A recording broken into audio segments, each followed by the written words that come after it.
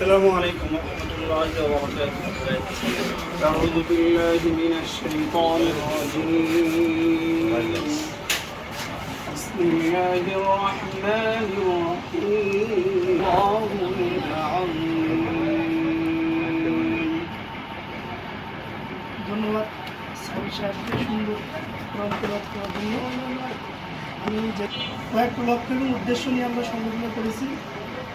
প্রথম উদ্দেশ্য হচ্ছে দরিদ্র মানুষের খাদ্য, বস্ত্র, বাসস্থান, চিকিৎসা। এই ক্ষেত্রে আমাদের সামর্থ্য অনুযায়ী তাদের পাশে আর্থিক সহযোগিতা নিয়ে দাঁড়ানো। দ্বিতীয়ত হলো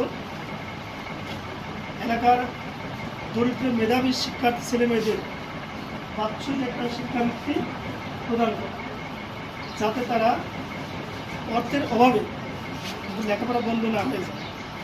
আলোচনার সাপেক্ষে কয়েকজনের আপনাদের মাধ্যমে আলোচনার সাপেক্ষে কাজটা করা, এই লক্ষ্য উদ্দেশ্য নিয়ে যাতে আমরা যারা ভালো কাজের সঙ্গে জড়িত আছি আমাদের দেখে যাতে আর অন্যরাও ভালো কাজের সঙ্গে জড়িত হতে পারে। আরেকটা বিষয় আপনাদেরকে অবগত করি, সেটা হচ্ছে আমরা যে কজন সদস্য সংগঠন জানতে চাই আমরা জানাতে পারবো, ঠিক আছে।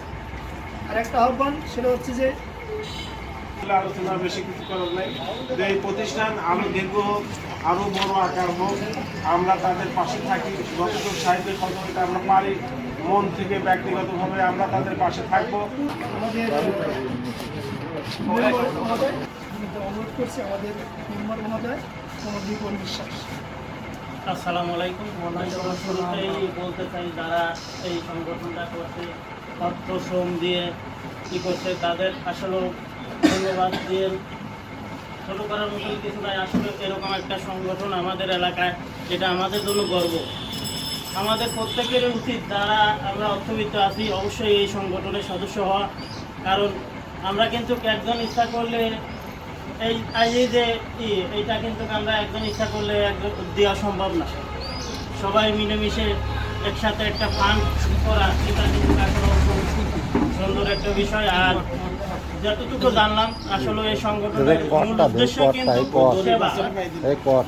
তো আসলে সবার কাছে বলবো, সবাই আমরা যারা আছি সবাই এই সংগঠনের যেভাবে পারি সহযোগিতা করব, এবং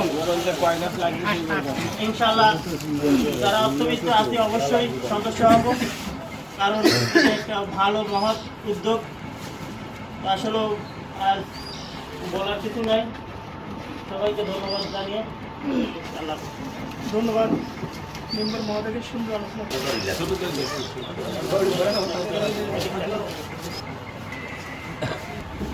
উজ্জ্বল শেখ।